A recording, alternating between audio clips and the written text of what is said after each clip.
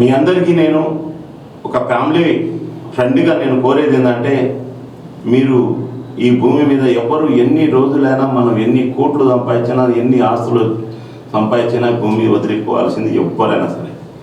నువ్వు బంగారం తిను, నువ్వు ఏదైనా తిను.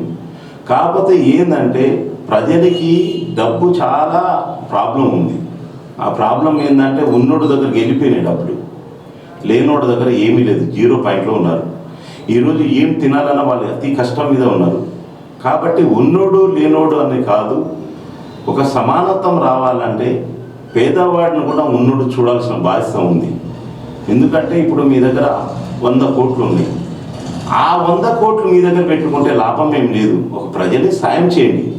ఆ డబ్బులంతా వేస్ట్ అయిపోయి మీ 4 బిల్డింగ్లు కట్టించుకుంటారు. ఒక బిల్డింగ్ అట్లే తుప్పుపడిపోతుంది, ఒక బిల్డింగ్ మెయింటైన్ చేయలేకపోతారు, ఇంకో బిల్డింగ్ అట్లే ఉన్నాయి. హైదరాబాద్లో కొన్ని వేల కోట్ల రూపాయలు అన్ని ఆడకాడికి మురిగిపోయి వస్తూ ఉన్నాయి. కాబట్టి ఒక ఊరికి ఎక్కడైనా ఒక లీజ్ తీసుకొని ఆ ఏరియాని డెవలప్ చేయండి. ఉన్నోడు ఎవరైనా ఉంటే బాగా డబ్బు ఉన్నోడు ఒక డెవలప్ చేయండి. కనీసం మీకు చిన్న భగవంతుడైనా మీకు ఇంకా ఇదైనా ఇస్తాడు. మేము చెప్పడం కాదు, ఒక పార్టీ గురించి మీకు చెప్తున్న భారత లేబర్ ప్రజా పార్టీ. నేను ఒక్క ఊరు కాదు, తెలంగాణ ఆంధ్ర రాష్ట్రం మొత్తం తిరిగి ఉన్నాం. మేము గల్లీ గల్లీ తిరిగి ఉన్నాం. కాబట్టి ఆ గల్లీ ప్రాబ్లం ఏందో మాకు తెలుసు.